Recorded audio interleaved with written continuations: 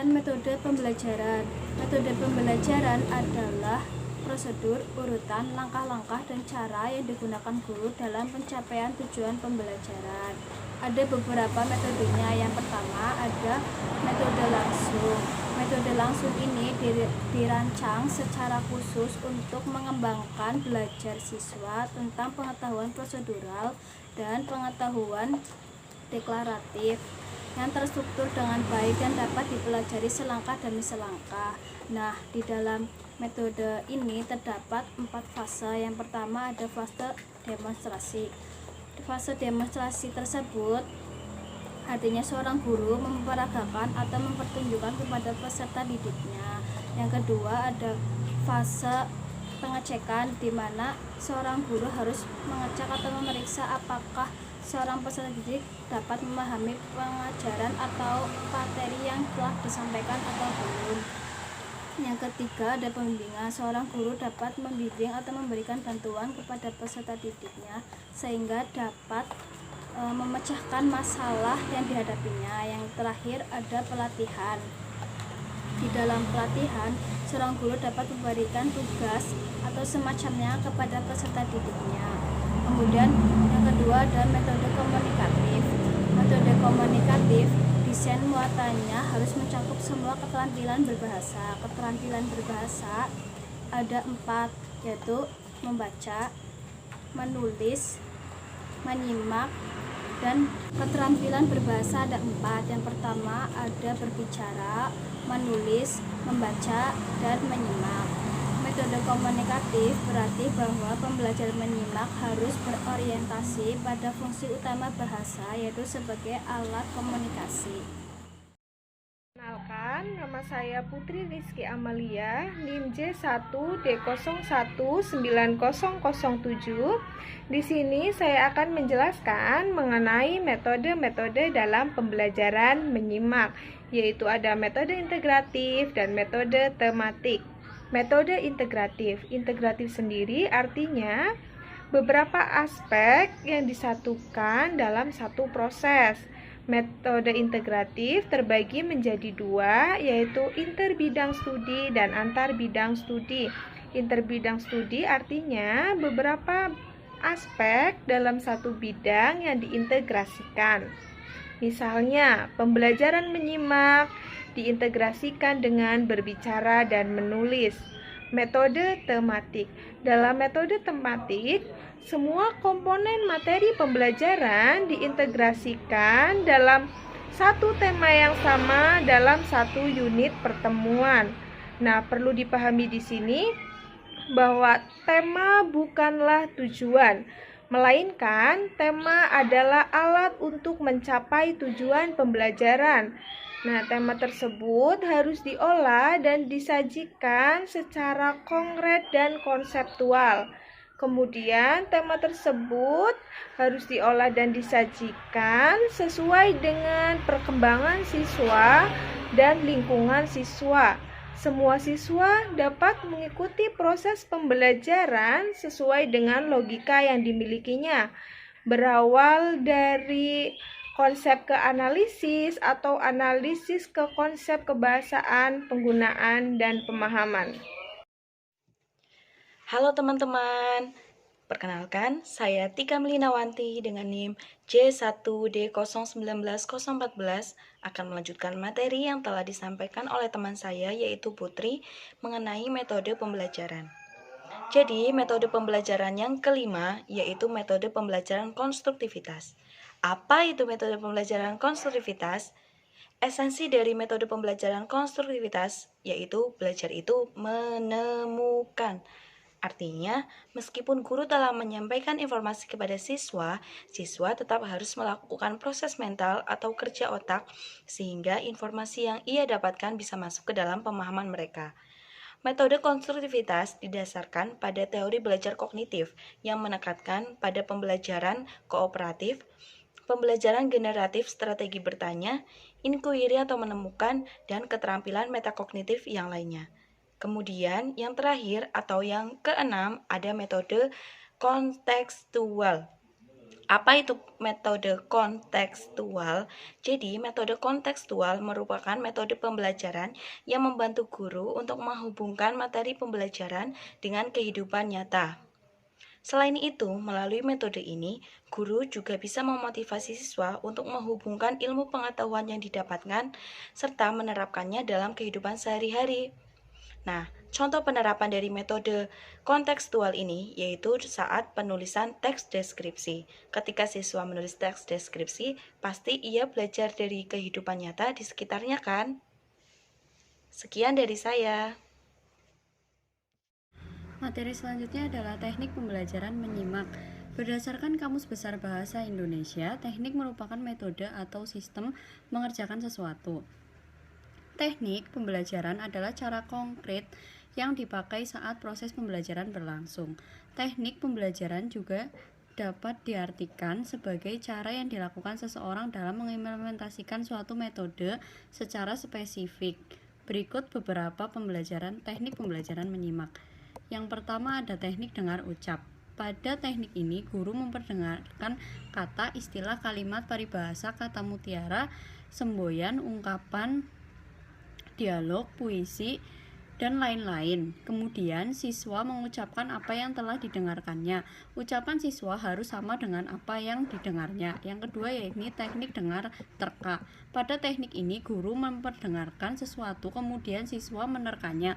Kemampuan merespon siswa sangat menentukan ketepatan terkaannya. Selanjutnya yang ketiga ada teknik dengar jawab. Pada teknik ini guru memperdengarkan suatu pertanyaan kemudian siswa menjawabnya. Yang keempat ada teknik dengar tanya. Pada teknik ini guru memperdengarkan jawaban suatu pertanyaan kemudian mengajukan pertanyaannya. Terus yang kelima teknik dengar sanggah. Pada teknik dengar sanggah guru memperdengarkan sesuatu yang salah kemudian mengajukan sanggahan terhadap kesalahan yang didengarnya itu. Nomor 6 ada teknik dengar cerita. Pada teknik ini guru memperdengarkan sesuatu cerita atau puisi kemudian siswa menceritakan apa yang telah didengarnya tersebut. Teknik pembelajaran menyimak yang ketujuh yaitu ada teknik dengar suruh. Pada teknik ini, guru memperdengarkan sesuatu, kemudian siswa menyuruh guru atau siswa lainnya untuk melakukan apa yang didengarnya tersebut. Yang kedelapan, ada teknik dengar larang. Pada teknik ini, guru memperdengarkan sesuatu, kemudian siswa mengucapkan larangan sesuai dengan apa yang didengarnya tersebut. Yang kesembilan, ada teknik dengar teriak. Pada teknik ini, guru memperdengarkan sesuatu, kemudian siswa berteriak atau melakukan aba-aba sesuai dengan apa yang didengarnya tersebut. Yang ke-10 ada teknik dengar setuju. Pada teknik ini, guru memperdengarkan sesuatu, kemudian siswa mengucapkan tanda kesetujuannya. Yang ke-11 ada teknik bisik berantai. Pada teknik ini, guru memperdengarkan sesuatu, kemudian siswa membisikkan apa yang didengarnya tersebut kepada teman yang lainnya. Begitu pula seterusnya. Siswa yang menerima bisikan terakhir harus mengucapkannya dengan lantang sesuai dengan apa yang dibisikkan dengannya. Pemahaman siswa terhadap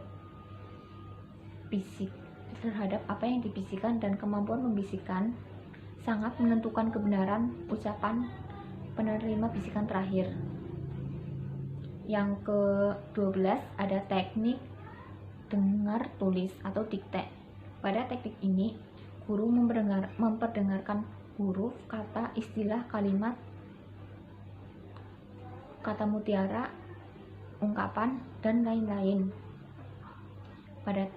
Kemudian siswa menuliskan sesuai dengan apa yang didengarnya.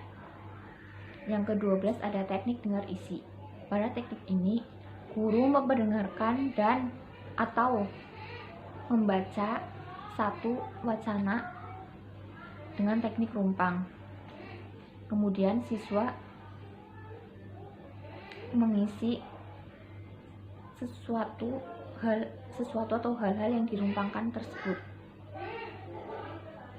Yang ke-14 ada teknik dengar. Yang ke-14 ada teknik dengar salin. Pada teknik ini, guru memperdengarkan sesuatu, kemudian siswa menyalin apa yang didengarnya tersebut. 15 ada teknik dengar rangkum. Pada teknik ini, guru memperdengarkan sesuatu, kemudian siswa menulis rangkuman apa yang telah didengarnya tersebut.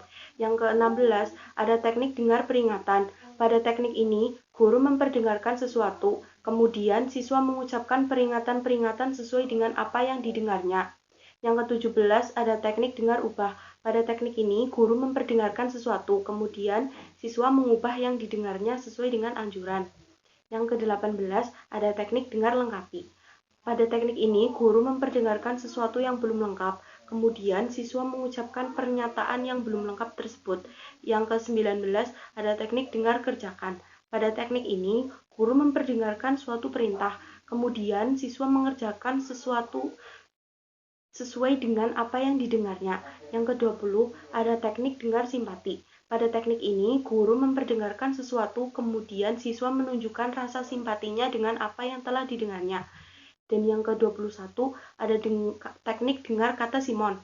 Pada teknik ini, guru memperdengarkan sesuatu, yaitu apa yang dikatakan Simon. Kemudian, siswa bereaksi terhadap apa yang didengarnya. Jika reaksi siswa salah, ia akan mendapat hukuman, dan jika reaksi siswa benar, ia akan mendapat hadiah. Yang ke-22 yaitu teknik dengar temukan benda. Pada teknik ini, guru memperdengarkan perintah untuk mencari sesuatu, kemudian siswa mencari benda tersebut sampai ditemukan. Perkenalkan, nama saya Malik Jihadi, NIM J1D0191032. Di sini saya akan melanjutkan pembahasan, yaitu tentang strategi pembelajaran menyimak. Strategi pembelajaran berasal dari bahasa Latin, yaitu strategia, yang berarti seni penggunaan rencana dalam meraih suatu tujuan. Pada awalnya, istilah tersebut digunakan dalam dunia militer. Tetapi, untuk saat ini, istilah tersebut sudah sangat umum digunakan, termasuk di dalam dunia pembelajaran. Strategi pembelajaran didefinisikan sebagai sebuah perencanaan yang mengandung rangkaian kegiatan yang dibentuk dalam suatu tindakan yang dirancang untuk meraih tujuan pendidikan tertentu. Sedangkan menurut Kamus Umum Bahasa Indonesia, strategi bermakna sebagai rencana yang cermat mengenai kegiatan untuk mencapai sasaran khusus. Strategi dapat diartikan pula sebagai upaya untuk mensiasati agar suatu tujuan dapat tercapai.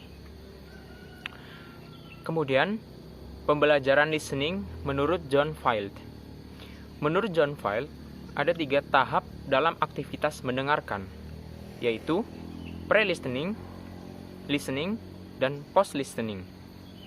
John Field menunjuk batasan aktivitas yang sering digunakan dalam poin-poin berbeda dalam suatu batasan, materi-materi, dan pengajaran yang cenderung untuk menguji menyimak daripada mengajarkannya, dan tidak dipraktekkan bermacam menyimak yang ada pada kehidupan nyata.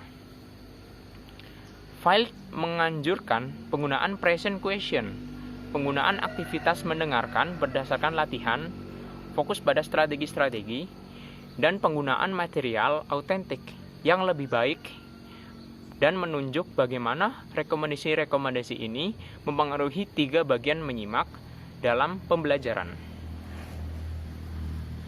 John Field juga menunjukkan bagaimana peran pengajar bersifat krusial atau sangat penting dalam pengajaran menyimak.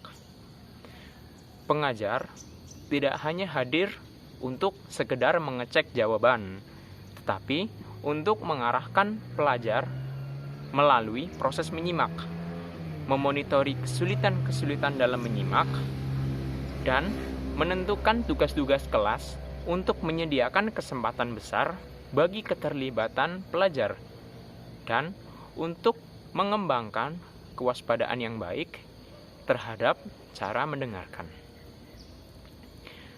Kemudian, salah satu unsur dalam strategi pembelajaran adalah menguasai berbagai metode atau teknik pembelajaran yang baik. Antara lain, yang pertama, mengundang rasa ingin tahu murid. Kalau murid sudah bersemangat dalam belajar dan juga sudah tumbuh rasa ingin tahu, maka murid tersebut sudah pasti akan terus belajar dan terus menggali informasi dari apa yang disampaikan oleh gurunya. Tidak hanya sekedar mendengarkan apa yang disampaikan oleh guru, tetapi murid tersebut akan mencari informasi-informasi lain yang berkaitan dengan pelajaran yang disampaikan oleh gurunya. Kemudian yang kedua, menantang murid untuk belajar. Yang ketiga, mengaktifkan mental, fisik, dan psikis murid. Kemudian yang keempat, memudahkan guru. Yang kelima, mengembangkan kreativitas murid. Yang keenam, mengembangkan pemahaman murid terhadap materi yang dipelajari. Lalu, langkah-langkah dalam kegiatan pembelajaran bahasa Indonesia kelas tinggi dalam keterampilan menyimak, berbicara berdasarkan strategi adalah sebagai berikut. Yang pertama ada strategi menyimak dan berpikir langsung atau yang disingkat dengan MBL. Pertama ada prasimak. Persiapan menyimak yaitu pada tahap ini guru memberitahukan judul cerita yang akan disimak. Contoh, salah satu judulnya adalah Saat Sendirian di Rumah.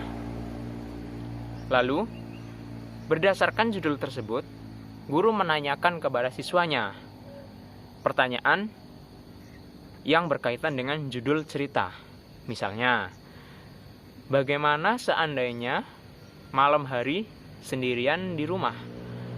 Nah, dari pertanyaan tersebut, tentu siswa akan membayangkan dari yang ditanyakan oleh gurunya. Bagaimana seandainya malam hari sendirian di rumah?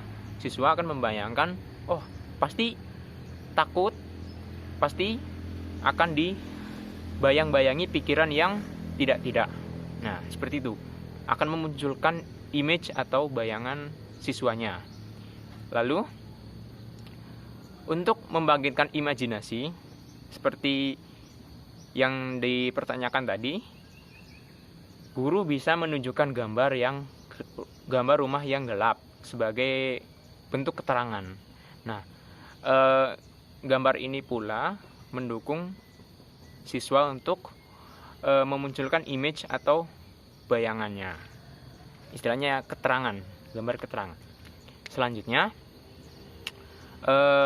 guru mengajukan pertanyaan. Contoh, apa kira-kira isi cerita yang akan dibacakan? Apa yang kira-kira menarik dari cerita itu? Bagaimana seandainya peristiwa itu terjadi pada kalian? Ya, selanjutnya saat simak. Guru membaca dengan nyaring. Guru membacakan cerita dengan suara yang nyaring, secara menarik dan hidup. Masalah dalam berkomunikasi dengan orang banyak pada beberapa orang, yaitu orang cenderung dihidupkan oleh audiens atau orang yang mendengarkan. Jadi orang yang berbicara tersebut akan mengikuti suasana dari audiens tersebut. Misalnya audiens tersebut aktif, maka orang tersebut yang sedang berbicara akan ikutan aktif. Tetapi jika audiensnya atau pendengarnya tidak aktif atau diam-diam saja, maka orang tersebut juga akan terbawa suasana tersebut. Jadi sebagai seorang guru harus bisa menghidupkan suasana dari para pendengarnya, bukan malah mengikutinya. Jadi kita harus bisa membawa suasana, kita yang harus bisa menyetir atau membawa agar para audiens tersebut bisa istilahnya hidup. Yaitu salah satunya itu dengan cara membacakan cerita dengan suara yang nyaring, dengan suara yang keras, dan juga menghidupkan suasana. Kemudian selanjutnya, setelah guru membacakan dengan suara nyaring, pada bagian tertentu yang dianggap memiliki hubungan dengan prediksi dan tujuan pembelajaran, guru menghentikan pembacaan dan mengajukan pertanyaan kepada siswanya. Contoh pertanyaannya, apa kesimpulan yang kalian peroleh dari cerita yang disampaikan oleh gurunya? Apa yang terjadi kemudian? Apa yang terjadi selanjutnya? Setelah tanya jawab dianggap cukup, guru melanjutkan lagi membaca dan mengulangi lagi langkah di poin kedua sampai cerita selesai. Kemudian yang C ada pasca simak. Guru mengakhiri pembacaan cerita.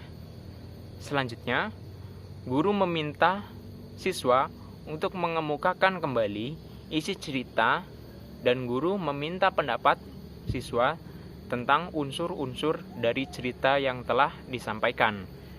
Misal, tentang watak tokoh, tentang alur, setting, dan sebagainya secara lisan. Kegiatan ini bisa dilakukan dengan menunjuk siswa maju ke depan untuk menceritakan kembali cerita yang dibacakan gurunya secara bergantian. Kemudian ada strategi pertanyaan jawaban atau PJ. Yang pertama, prasimak. Guru mengemukakan judul bahan simakan, menyampaikan judulnya untuk disimak.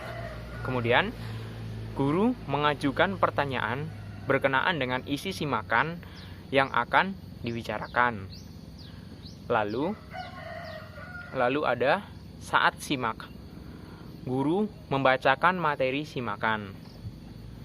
Pembacaan dapat dilakukan per bagian dengan diselingi pertanyaan atau dibacakan secara keseluruhan dan secara langsung.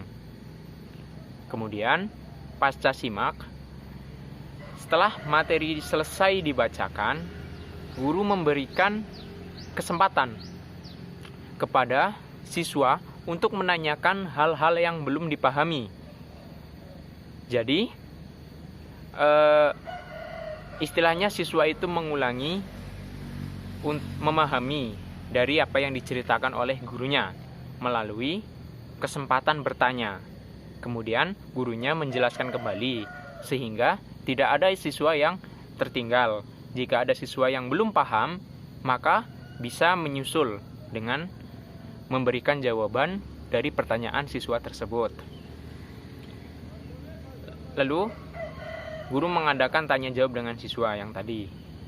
Siswa mengemukakan kembali informasi yang telah diperolehnya, baik dari apa yang dia dengar maupun yang telah dipertanyakan kepada gurunya. Bisa dengan lisan maupun secara tulisan ataupun secara tugas. Jadi bisa melalui tugas membuat video, bisa melalui secara langsung ataupun langsung di kelas ataupun melalui tulisan. Jadi mengumpulkan tugas secara tertulis. Lalu selanjutnya strategi pembelajaran menyimak secara langsung. Prasimak.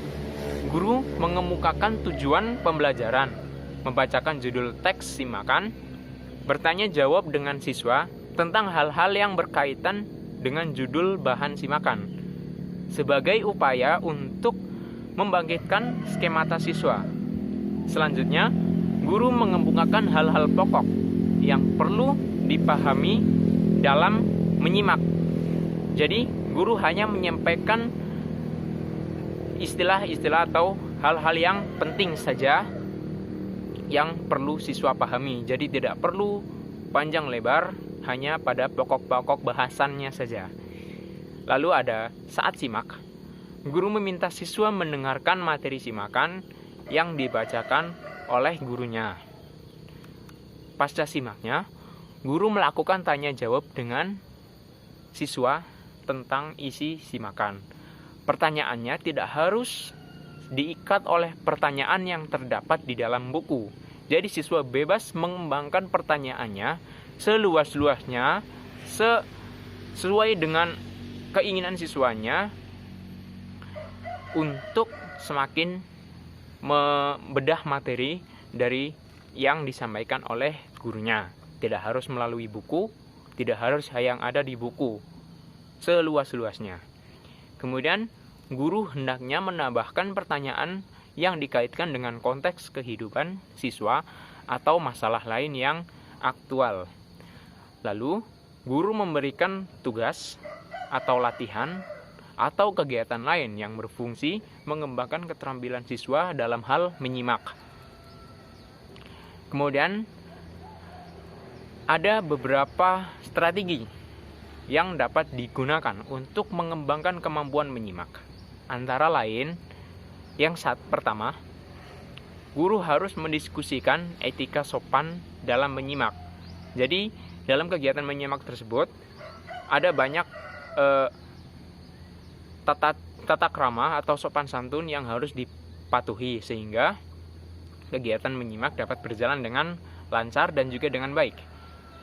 Dan perbedaan antara kritik yang konstruktif dan kritik yang menjatuhkan. Jadi ketika siswa ingin memberikan kritik, harus kritik yang membangun, jangan kritik yang menjatuhkan apalagi mencela. Lalu yang kedua, memberikan kesempatan bagi para siswa untuk menyimak secara berulang-ulang wacana yang dijadikan materi pembelajaran menyimak. Jadi seorang guru tidak harus memberikan materi itu hanya satu kali, karena beberapa siswa pasti ada saja yang tidak bisa menangkap informasi hanya dengan satu kali mendengar atau satu kali membaca saja.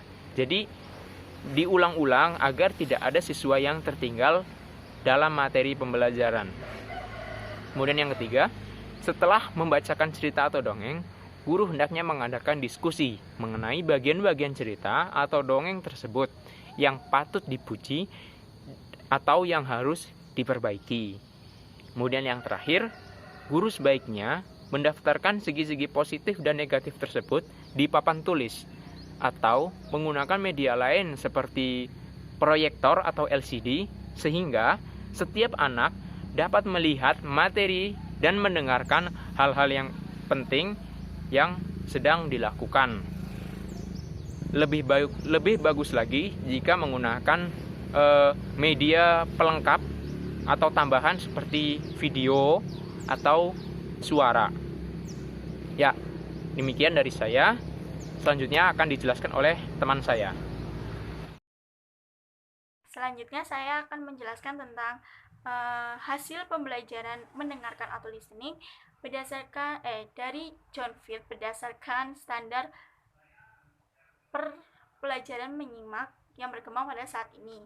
Yang pertama ada pre-listening. Pre-listening itu mengajarkan terlebih dahulu kosakata dalam bahasa. Yang kedua ada listening. Listening dibagikan menjadi dua, ada extensive listening dan yang kedua ada intensive listening. Ya, extensive listening itu diikuti pertanyaan-pertanyaan umum untuk menetapkan konten. Nah, kalau intensive listening itu diikuti pertanyaan-pertanyaan komprehensif yang mendetail. Yang ketiga itu post listening. Post listening itu menganalisis bahasa. Jadi seperti mengapa pembicara menggunakan bahasa tersebut gitu, memilih bahasa tersebut. Nah, selanjutnya saya akan menjelaskan supaya pembelajaran lisan memperoleh hasil yang baik. Strategi yang dilakukan guru harus memenuhi kriteria sebagai berikut. Yang pertama, itu relevan dengan tujuan pembelajaran. Nah, yang kedua, menantang dan merangsang siswa supaya mau belajar. Yang ketiga, mengembangkan kreativitas siswa secara individual maupun kelompok. Yang keempat, memudahkan siswa memahami materi pelajaran. Yang kelima, mengarahkan aktivitas belajar siswa kepada tujuan pembelajaran yang telah diterapkan. Yang keenam mudah diterapkan dan jangan terlalu rumit. Yang ketujuh, menciptakan suasana belajar yang menyenangkan, jangan sampai membosankan, supaya semua siswa tetap mendengarkan seorang guru dengan baik supaya berhasil. Ya, sekian penjelasan dari saya. Selanjutnya, silakan. Beberapa strategi pembelajaran bahasa lisan sebagai berikut. Yang pertama, simak kerjakan. Simak kerjakan model ucapan guru berisi kalimat perintah dan siswa mereaksi kalimat tersebut dengan perbuatan. Lalu yang kedua, simak terka. Simak terka, guru mempersiapkan deskripsi sesuatu benda tanpa menyebutkan nama bendanya. Deskripsi tersebut dijelaskan kepada siswa secara lisan, kemudian siswa diminta untuk menerka nama benda tersebut. Lalu yang ketiga, simak berantai. Guru membisikkan suatu pesan kepada seorang siswa, siswa tersebut membisikkan pesan itu kepada siswa kedua, lalu siswa kedua membisikkan pesan tersebut kepada siswa ketiga, dan begitu pun seterusnya. Lalu, siswa terakhir menyebutkan pesan itu, guru memeriksa apakah pesan tersebut benar atau salah. Lalu yang keempat, identifikasi kalimat topik. Guru membacakan sebuah paragraf, lalu siswa menuliskan kalimat topik. Lalu yang kelima, pemberian petunjuk. Guru memberikan sebuah petunjuk seperti petunjuk mengerjakan sesuatu. Petunjuk tersebut harus jelas, singkat, dan tepat. Pemberian petunjuk ini dapat dilakukan oleh guru kepada murid atau sesama muridnya. Lalu yang keenam, ada bermain peran. Bermain peran adalah simulasi tingkah laku dari orang yang diperankan. Tujuannya ada 3. Yang pertama, melatih siswa untuk menghadapi situasi yang sebenarnya. Lalu yang kedua, melatih praktik berbahasa lisan yang sebenarnya. Lalu yang ketiga, memberikan kesempatan kepada siswa untuk mengembangkan komunikasinya. Lalu, dalam bermain peran ini, siswa bertindak atau berlaku dan berbahasa seperti orang yang diperankannya. Dalam segi bahasa, berarti siswa harus mengenal dan dapat menggunakan ragam-ragam bahasa yang sesuai. Lalu yang terakhir atau yang ketujuh, ada dramatisasi atau bermain drama. Adalah kegiatan mementaskan lakon atau cerita yang dilakukan dalam bentuk drama. Sebelumnya, guru dan siswa terlebih dahulu harus mempersiapkan naskah atau skenario perilaku dan perlengkapan. Bermain drama harus lebih kompleks daripada bermain peran. Melakukan dramatisasi, siswa dilatih untuk mengekspresikan perasaan dan pemikirannya dalam bentuk bahasa lisan.